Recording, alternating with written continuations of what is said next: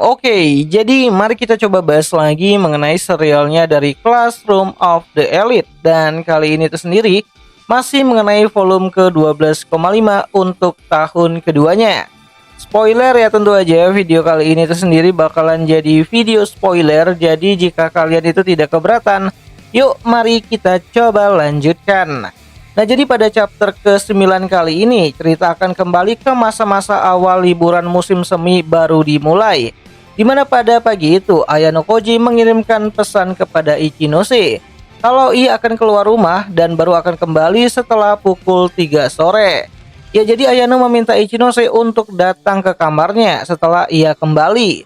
Nah, jadi ini tuh konteksnya di sini. Aku perlu ingatkan kembali ya, kalau pada akhir tahun pertamanya kemarin, Ayano pernah mengundang Ichinose untuk datang ke kamarnya. Di mana janji itu Ayano buat pada 1 tahun yang lalu, janji yang meminta Ichinose untuk datang kembali ke kamarnya si Ayano. Dan Ayano akan memberikan bantuan untuk si Ichinose agar bisa naik ke kelas A. Jadi tepat pada hari ini, janji itu kembali lagi Ayano ingatkan melalui pesan singkatnya kepada si Ichinose. Namun ya, sayangnya Ichinose tidak membalas pesan tersebut. Dimana dari sudut pandangnya si Ayano, kerusakan yang ia buat pada Ichinose di ujian akhir sebelumnya itu memang sangat keras banget. Bahkan kabar mengenai Ichinose yang mengambil cuti setelah ujian tersebut selesai adalah untuk menghindari si Ayano Koji. Ya, sejak saat ujian selesai gitu kan, Ayano tidak pernah lagi melihat Ichinose. Dan ada kabar kalau ia telah terkena demam, di mana Ayano yang khawatir lantas mencoba untuk menelepon Ichinose. Namun seperti dugaannya si Ayano, nomor teleponnya si Ichinose itu tidak aktif. Ya, untuk sesaat Ayano hanya bisa percaya kalau Ichinose tidak akan melupakan janjinya. Namun jika Ichinose lupa, maka Ayano akan menentukan sendiri rencana barunya tanpa adanya Ichinose di dalamnya. So, singkat cerita, HP-nya si Ayano Koji kembali lagi berbunyi, dan kali ini itu adalah telepon dari Ishizaki yang ingin sekali bertemu dengan Ayano, di mana Ishizaki mengatakan kalau Ayano harus menemuinya pada saat ini di Keaki Mall.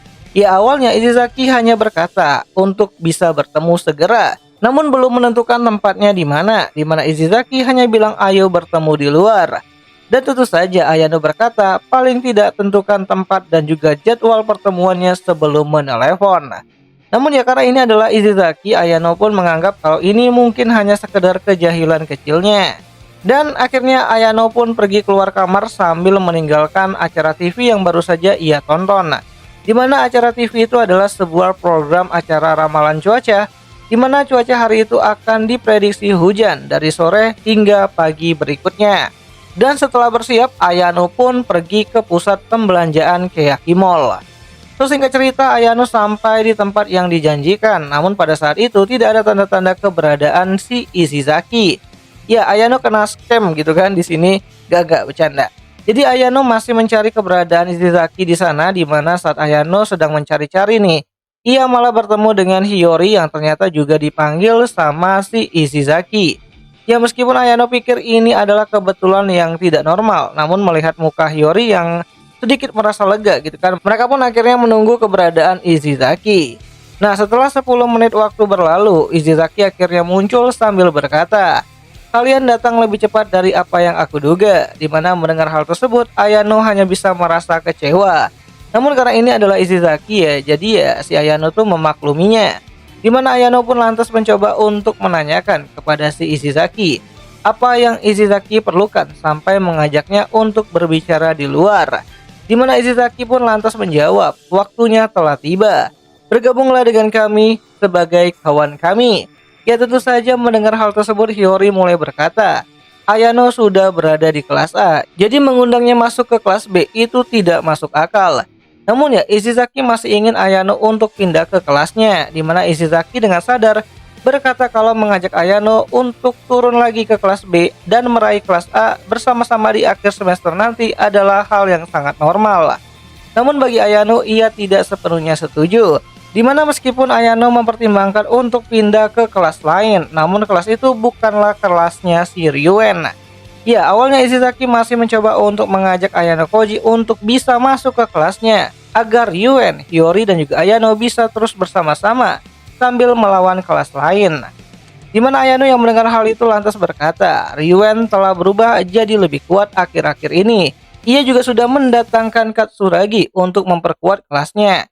Jadi keberadaan Ayano hanya akan memperburuk citra Ryuen, di mana orang-orang akan menganggap Ayano adalah utusan yang dikirim sama si Horikita untuk menghancurkan kelasnya Ryuen dari dalam.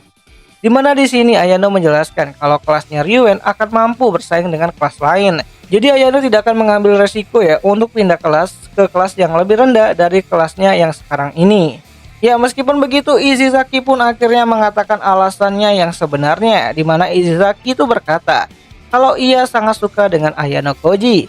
Ia ingin bersama-sama berjuang gitu kan dengan Ayano dan tidak ingin menjadi musuh satu sama lain di masa yang akan datang.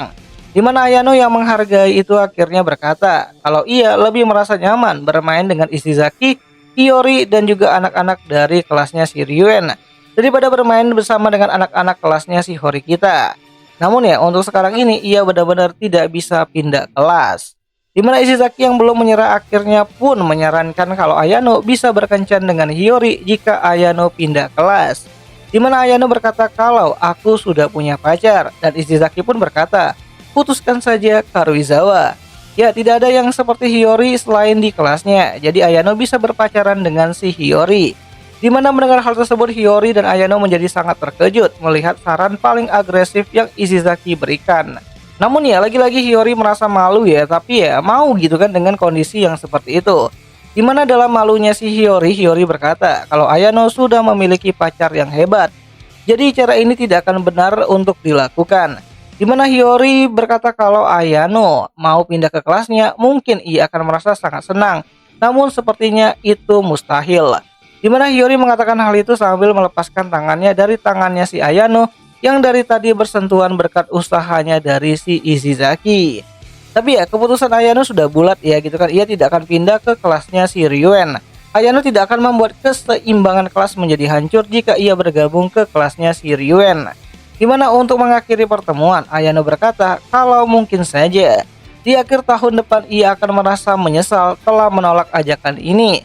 Namun sekali lagi terima kasih atas tawarannya. Nah jadi begitulah cerita bagaimana Hiyori bisa selamat ya dari amukan T-Rex-nya si Ayano. Dimana jika kalian suka dengan konten seperti ini, kalian bisa bantu aku dengan cara menuliskannya itu di kolom komentar, siapa tahu menarik. Ketik aja bang lanjut bang gitu kan, dan jika ada yang salah aku minta maaf dan sampai jumpa di pembahasan anime lainnya. Jani.